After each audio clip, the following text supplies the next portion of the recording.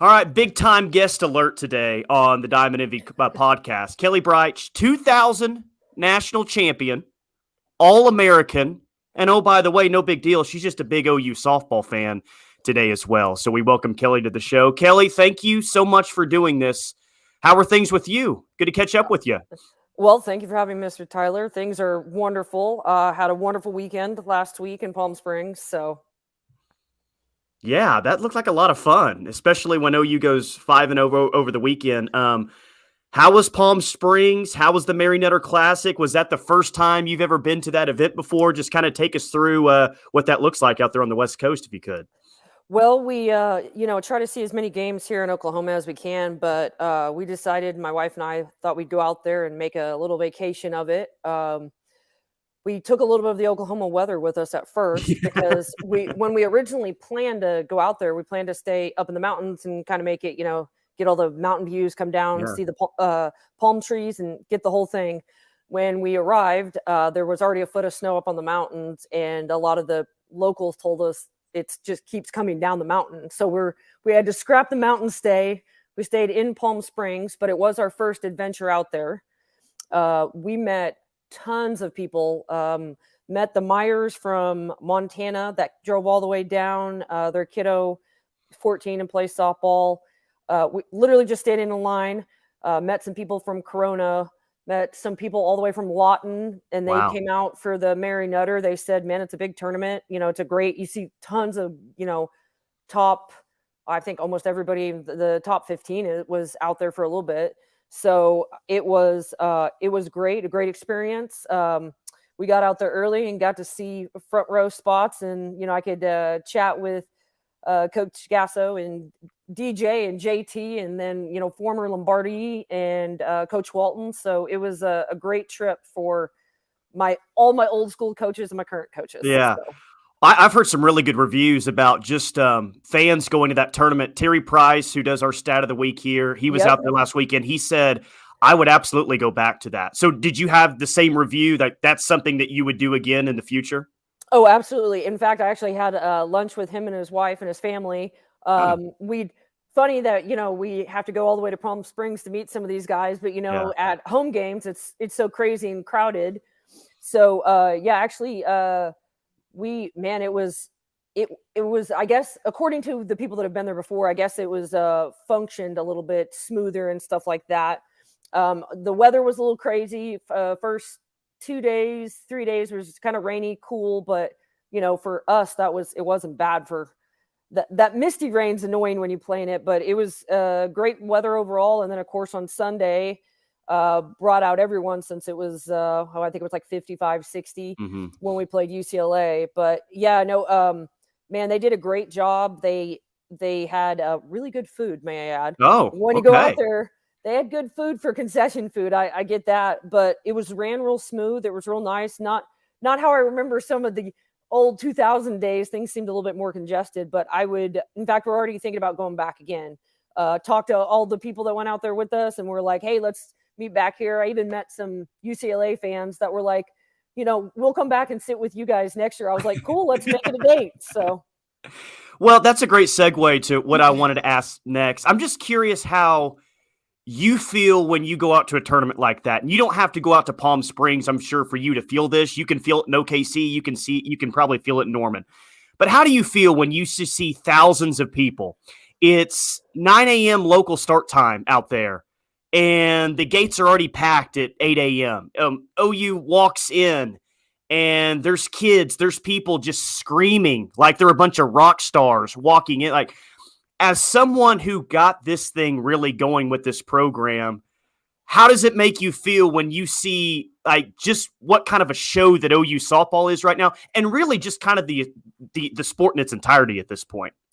Well, I'm glad to say that we were on a 2-hour time change, because we got in line some mornings at 6:30, and literally it was us in this group of Oklahoma fans, and then the Bruin fans were right behind us almost every morning. We lined up before the gates. We got there before some of the parking attendants were there. Wow. And so, I mean, it was crazy, and it was, it's not just all for OU. So the women's sport is blowing up everywhere. one of the stories I always like to tell about the 2000 team, and I actually told some of the Bruins fans out there, when we first went into the World Series, it had the old grassy knolls, and the world women's called World Series logo was done in flowers. And we're coming off of the back practice, warm up area, and we're walking onto the field, and to us, we're nobody. We're just first timers at the World Series. And we start walking down, and we hear the crowd, which of course, the sellout crowd then was like just under 4,000. Mm-hmm. And we're walking onto the field, and we hear them chanting something. We're like, oh, what are they chanting? Well, they were chanting for us, and we're the underdog. Yeah, we're the, we're down the street just a few miles. We get that, but UCLA is the powerhouse. Arizona was the powerhouse, and all of a sudden there was everybody but the 86 player pass list fans that were there from UCLA. They're cheering for us, and so we're just like, wow. So now I go out, and man, I think somebody said there was 3,000 people at the UCLA game on Sunday, and we were crammed in there like sardines because it's like a local park thing. It's great facilities and stuff like that, but it's just not meant to house that many people. And we were in line, at least probably 2.5, 3 hours before the game. And when they opened the gates, people ran to go try to find a spot with their chairs on the grass in the bleachers and everything else like that. And then of course, I will say, I'll be biased and say, I think OU got the biggest applaud when they walked in, but random people that probably didn't even, really pay attention to softball until we got it going, and they're just cheering, they're screaming. I was able to I love to yell at Coach Gasso at least once a year, embarrass her and tell her that she's the greatest and I love her. And she even told me to calm down. She was like, calm down, Kelly, calm down. And I was like, listen, this is a big game. I was like, I got to get hyped for you guys and we'll feed off each other. And I was like, we'll go out there and do good. And she rolled her eyes and laughed at me like she normally does. So, but man, it was, I will say the outcome was much better than I anticipated. Same. Yeah, same. It was, I know every day, you go out there, you can, any given Sunday you can get beaten, or any day by anybody, like anything like that. But one of the gentlemen asked me, he's like, what's your prediction? And I said, man, I don't know. UCLA's been playing really good. We've been doing great, just obviously not anywhere near, still trying to get some rust off and doing some things. And so I was like, it wouldn't surprise me if it was a 1-run game. But I said, unfortunately, man, I think UCLA might have it on this one. But I also had to remember that, we just lost to Baylor, which, number one, I'll say losses are not a bad thing. A lot of people are like, oh, go undefeated. No. If you got to get in check every once in a while with a loss. And that's why, like, at the end of last season, we lost just right before regional started, a couple games before regional started. I'm like, that is motivation, because it's a nice reality and a slap in the face of, hey, everyone can be beaten on any given day. And if you look at the top, 10, nobody's undefeated. Yeah. Everybody's been beat by somebody they wouldn't anticipate being beat by. And so when we came out Sunday and hammered one of the best pitchers, Megan Ferrero, wow. And obviously I understand that pitchers may not have their day, but I went back and watched the live feed that was on the MLB network. Which, how cool was that? That was awesome. Gosh. I know. I was like, first time ever. I was like, yeah, go ladies. And man, she wasn't really, some of her pitches were out there and the girls were just hacking them and taking them to it. So it was definitely a nice, I know everybody was saying that, we haven't been hitting that many home runs after, last year. And I'm like, you don't need to hit home runs, base hits, scores runs, doubles, that'll work. I'm like, it doesn't have to go over the fence. It's just easier. You don't have to run as fast. So. Well, and I would say too that sometimes runners on base, that's more pressure for a pitcher in the circle, Oh yeah. Look, I'll take a 3-run home run any day of the week. Okay. Let me just say that right now. Sometimes when you, like you're saying, you're hitting doubles in the gap, you're getting singles, then that just adds to the pressure. And yeah, how could you not be impressed with what they were able to do offensively, not just in the UCLA game, but over the weekend? But one thing that I said on the episode on Sunday, and I'm glad that she was Big 12 Pitcher of the Week this week. Yes. I almost felt like I hope the 14 runs doesn't take away from what Alex Staraka was able to do in the circle, because I thought she was awesome, and that probably was one of the best starts of her career.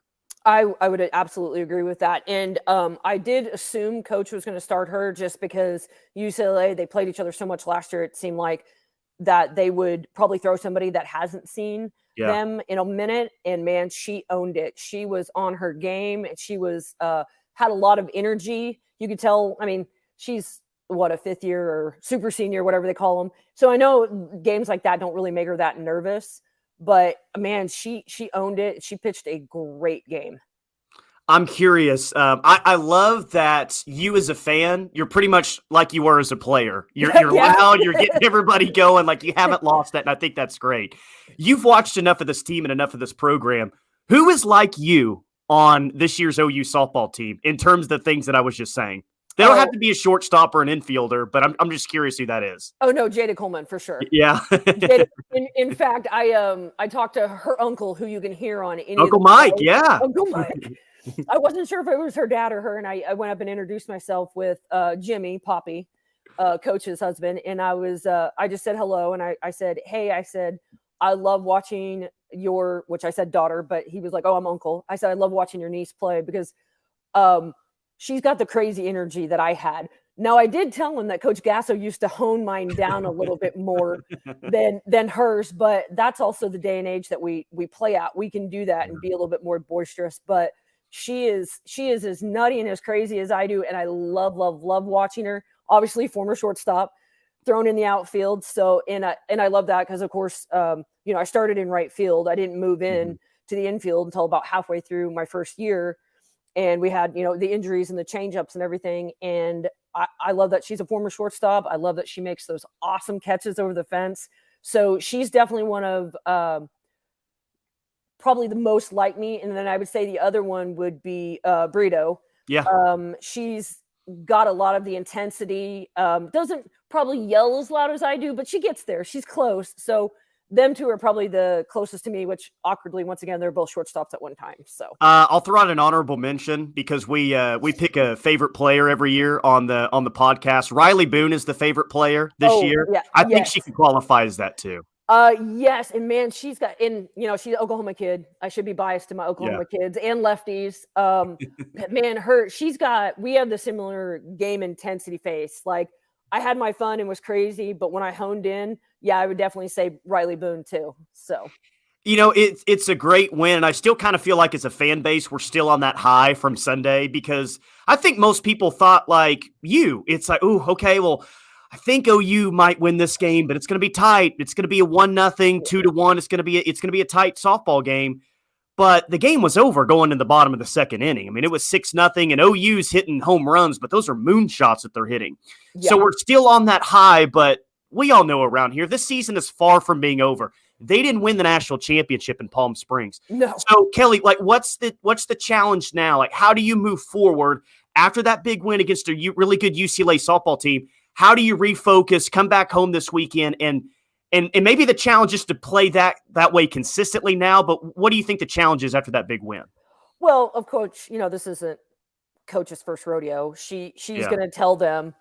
It wouldn't even surprise me if she wouldn't even use the word fluke because we beat him pretty bad once last year too. But I mean, that won't happen again with them or with too many other teams. I think even if they have a game like that again, I don't see that happening.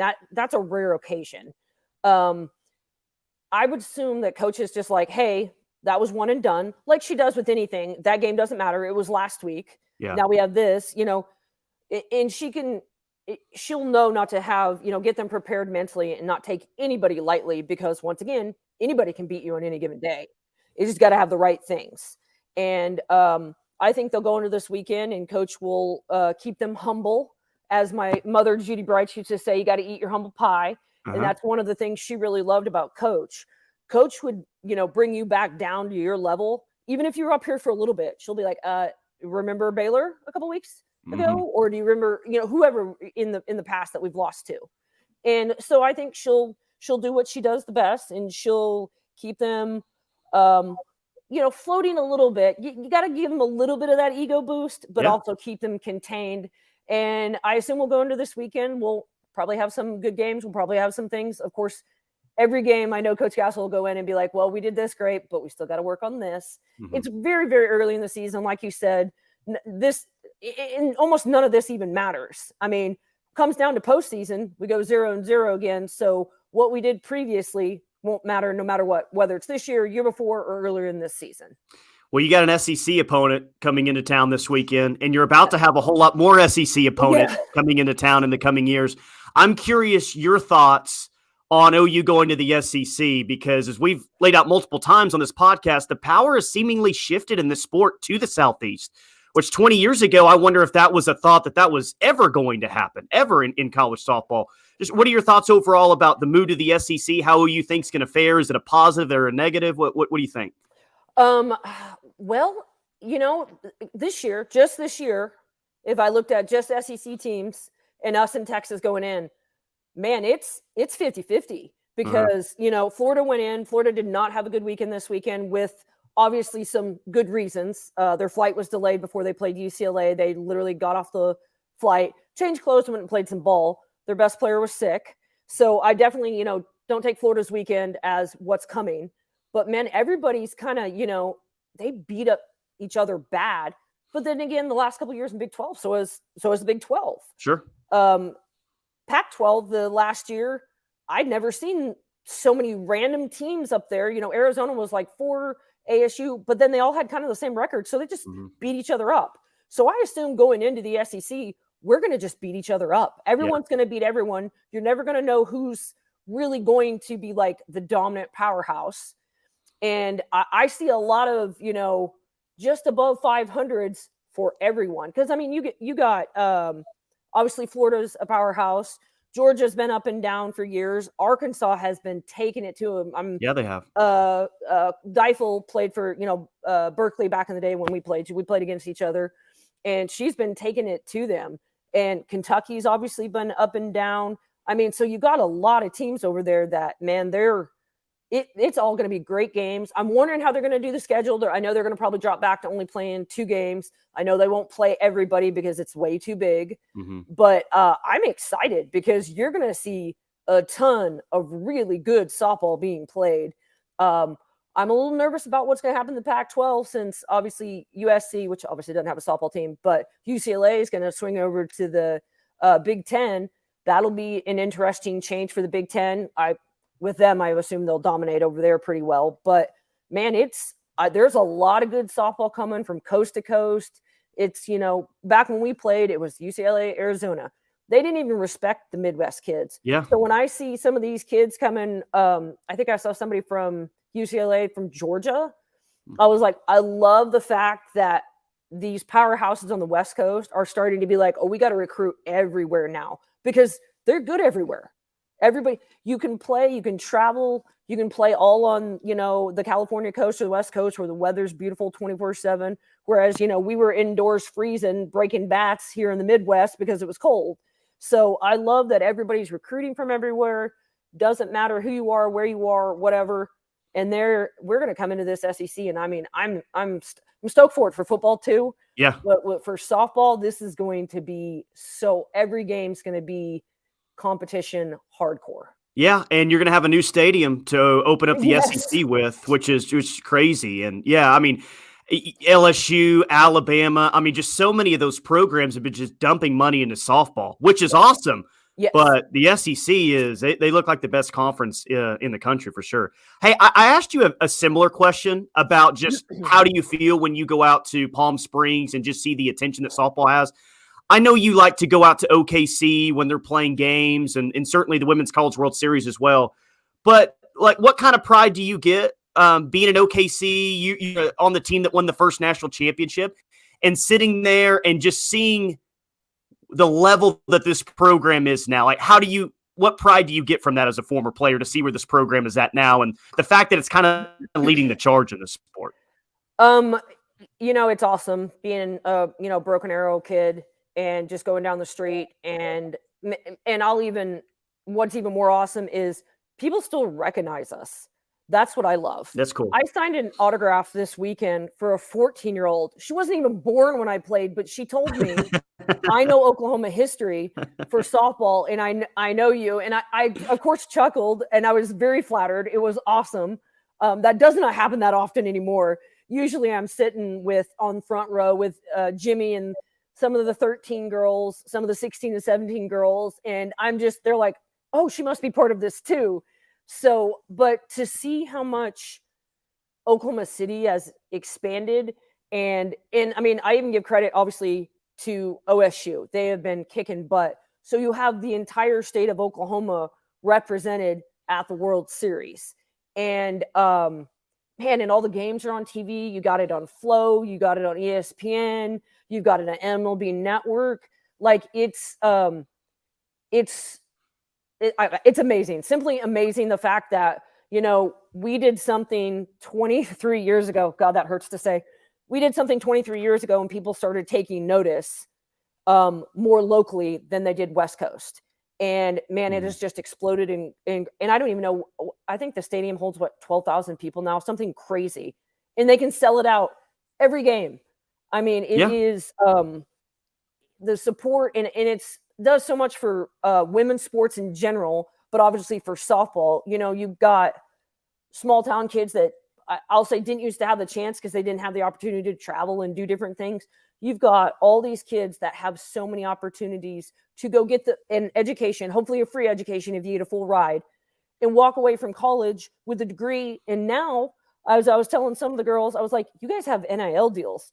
Do you know how awesome that would have been if we would have had NIL deals? I'm like, I don't say I would be rich by any means, but good God, that would have been great. We couldn't even get a steak dinner bought for us. So the opportunity to do so much more, I think that's what I look back on. And, you're just giving these younger kids a whole new platform to succeed on. And I think that's awesome.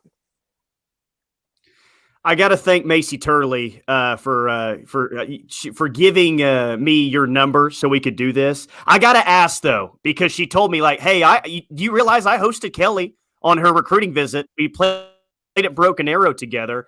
I don't know if you want to give a letter grade on a scale of 1 to 10. How is Macy Wilson Turley? How is she a host on recruiting trips?" Oh, she was great. So Macy and I have known each other since we were, I think I was 6, she was 7 when we first met. She actually grew up a mile away from me, literally up the street. Okay. And so we had never played on the same team until high school, just because she was that 1 year older, and things are usually stay kind of within your same age. But I have a very special place in my heart for Macy. As obviously most people know, my dad died when I was younger. Macy and Christy Watkins, who played for the University of Tulsa, were 2 girls that would drive over to my house, pick me up, and take care of me when my dad was sick. So I have a completely different space in my heart for them. They were always so sweet, to help me in any facet they could. And then, of course, she was my host when we came down. My mom does like to laugh that she took me to Slaughtersville, Oklahoma for a haunted forest or whatever. It wasn't a house. It was definitely out in the middle of nowhere. And she was like, I don't know how Macy got you to Oklahoma by taking you out to Slaughtersville, Oklahoma. But it was, man, it was really easy to, they talk about when you fall in love, you just know. It was the same thing in college. I walked in, man, I'd grown up playing with all these girls. It felt like home. Ashley Barrett, Lakeisha Washington, Jennifer Stewart, Macy. I mean, it was home in 2 seconds. And so it wasn't too hard of a sell. She didn't have to do too much, but it was we won a state championship together in 96 and we won a national championship together in 2000. And so we have a lot of great stories. We have a lot of fun when we do alumni stuff, and she's great. And I love the fact that she was like, here, go call Kelli. So I was also flattered last night that you were like, hey, you want to, I was like, sure, absolutely. Yeah. Well, and here's the thing is ESPN just likes to show the, more recent players, I guess, Lauren Chamberlain and how crazy they go behind the dugout. I'm like, hey, Kelli and Macy and that crew that's there, it's just as crazy and just as passionate with that crew as there is the crew that they show on TV. So, Kelli, thank you so much for doing this, taking some time out of your day. I'm glad you had a great time in California. And the cool thing is, I know that we're going to see you. Both me and several other listeners of this podcast can see you at other games this year. So enjoy the season, and we'll see you soon. I appreciate you. Maybe next year we can get you to come with us and have a good time. Heck yeah, let's go. All right. Yeah, maybe a little bit better weather next year, but absolutely. Yes, please. We hope so. All right, it's a date. Thank you, sir. Okay, see ya. See ya.